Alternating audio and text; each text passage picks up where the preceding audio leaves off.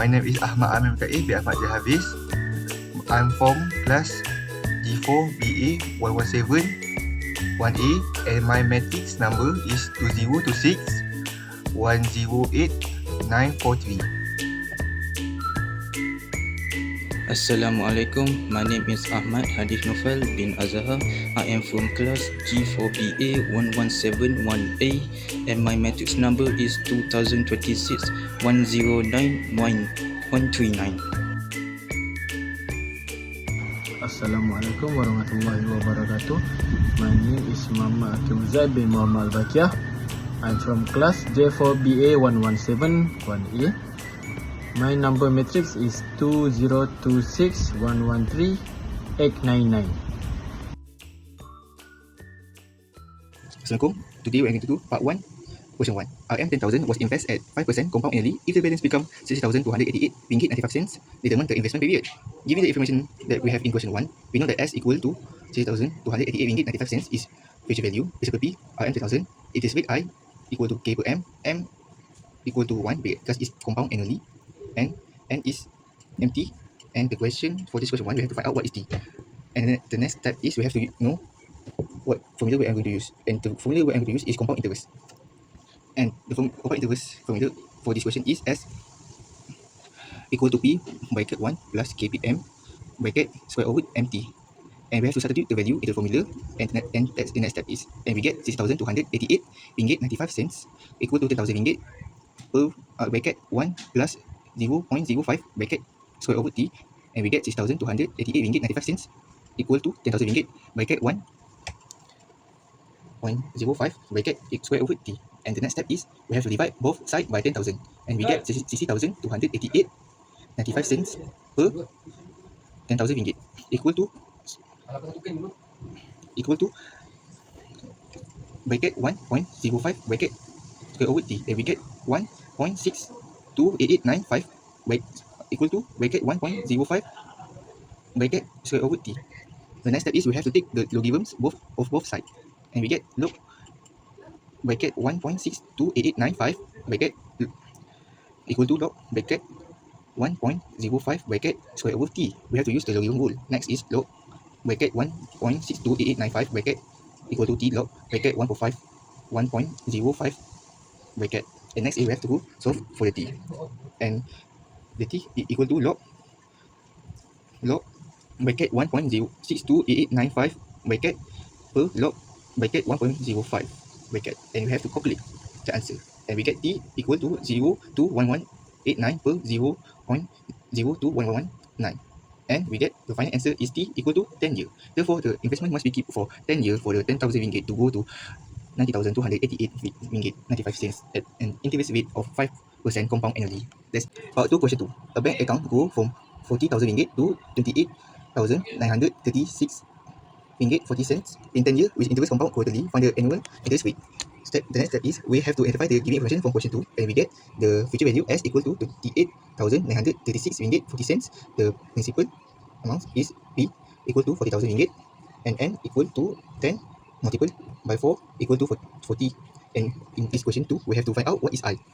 And we have the next step is we have to use the compound interest formula.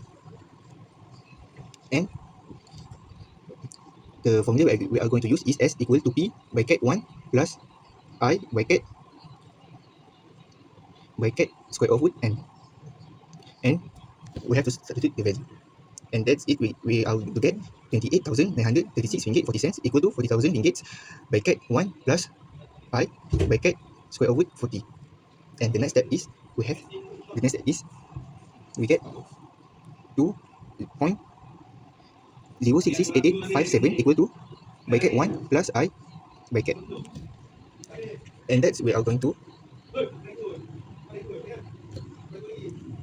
going to the next step is 1 plus I equal to bracket 2.0668857 bracket, and we get 1 plus I equal to 1.01825, and we get the value is 1 I equal to 0.01825 minus 1 and we get the total is I equal to 0.0184615, and we have to convert to percentage, and we get I equal to 1.84615%.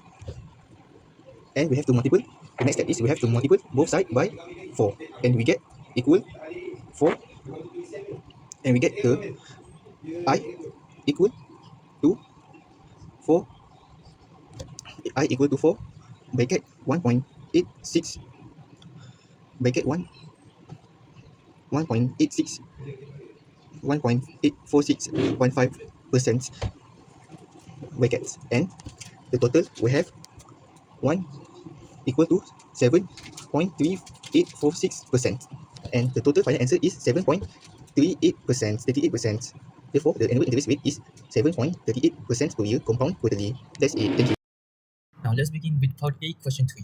Nguyen begins saving for her future apartment deposit at the age of 22. She plans to purchase the apartment at age 27 and needs RM 25,000 for the deposit. Nguyen deposits RM 12,000 into an account that earns 4.8 interest compounded monthly. 3 years later, she has another RM 5,500 into the same account. The account continues earning interest until she turns 27. Now, for the first question, calculate the total accumulated amount when Nguyen turns 27.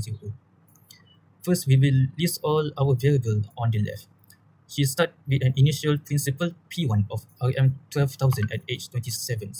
With a monthly compounding interest rate 0.004, this first amount grows to 3 years with a 36 periods. Her money grows to RM 30,854.36 by the time she turns 25. Next, we calculate her P2 by adding the extra RM 5,500 deposit she makes at age 25. This bumps her account balance up to RM 19,354.36. Finally, her final amount grows for the remaining 2 years of her timeline, which gives us an N2 of 24 periods. Now, running the last formula for the compounded interest, this will bring her final amount of saving at the age of 27 to RM 21,371. Now, for question number 2, determine the total interest earned. Now, for this one, we will find the total principal deposited by adding her two investments together to get RM 70,500. Then, we will subtract this total principal from our final saving amount, which will leave us with a total interest of RM 3,871. Now, for question number 3, determine whether Nguyen has enough saving for the RM 25,000 apartment deposit. Justify your answer. For our final answer, no, Nguyen doesn't have enough because she is still short by RM 3,699.29, which is still not enough.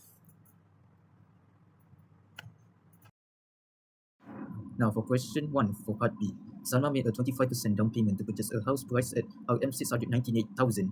The remaining balance was financed through a bank loan to be repaid in equal monthly installment of RM 3,500 with an interest rate of 3.75% compounded monthly. Calculate the number of equal payment required. Now, we will be using the present value annuity formula because Salma is paying off a housing loan with monthly installment. First, we take the house price and subtract that 25% down payment to get the actual loan amount, which is RM 523,500.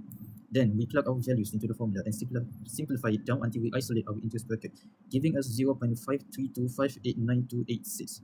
On the next slide, because n is an exponent, we apply log to both sides to pull it down. Finally, dividing those two logs value gives us 201.92. Now, since we can make a partial payment, we round it up to 202 equal payment to completely clear the loan. Question 2. Suparjo monthly commitment to pay his rental is 1,037.92 ringgit. The interest charge is 9% compounded monthly. After completing payments for 5 months, Suparjo fails to make the subsequent 3 monthly installment. How much is the required payment in the 4th month to settle all outstanding arrears? For in this question, we are required to find the amount Suparjo must pay to settle all outstanding arrears after missing several monthly installments. First, we identify the monthly payment, which is 1,037.92 ringgit, and the annual interest rate of 9% compounded monthly. The monthly interest rate is calculated by dividing 9% by 12 giving 0.0075. Next, we use the future value of an annuity formula because the missed payments accumulated interest over time. By substituting the values into the formula by calculating for 4 months, we obtain a future value of 4,198.62 ringgit. Therefore, Suparjo needs to pay 4,198.62 ringgit in the 4th month to clear all his outstanding arrears. Thank you. The question 3 is, Sarji purchased a brand new Rolex priced at 399,000 ringgit. He paid a 35% down payment for the watch and the balance was financed by a bank at 6% per annum compounded monthly. The loan requires monthly payments of 3,355 ringgit for the 5 years. The question is, if Sarji missed the first 2 monthly payments, calculate how much he must pay on the 3rd month to settle the overdue payments and interest. For in this question, Sarji missed his first 2 monthly loan payments to determine the amount he must pay in the 3rd month. So we use the future value of an annuity formula because the missed payments accumulate interest over time. First, we need to calculate the monthly interest rate by dividing the annual rate of 6% by 12, which gives 0.005 per month. Next, we substitute the monthly payment of 3,355 ringgit, the monthly interest rate and the 3-month period into the formula. After performing the calculations, we obtain a future value of 10,115 ringgit 41 cent. Therefore, Sarji needs to pay 10,115 ringgit 41 cent in the 3rd month to settle all overdue payments and the interest charged on them. Thank you. Question 3. Immediately after paying the 40 monthly payment, Sarji wants to settle the balance of the debt with a single payment. How much the amount should be paid by Sarji? So, the question asks us to determine how much Sarji must pay if he wants to settle the remaining loan balance immediately after making his 40 monthly payment. To find the monthly interest rate, we divide the annual interest rate by 0.06 over 12. So this means the monthly interest rate is 0.5. The loan lasts for 5 years, which equals 12 multiply 5. So we get 60 months. Since Sarji has already made 40 monthly payments, the number of payments remaining is 20. So to calculate the amount needed to settle the loan, we will find the present value, the remaining 20 payments using the present value and ordinary annuity formula. After calculating, we obtain 63,702.079.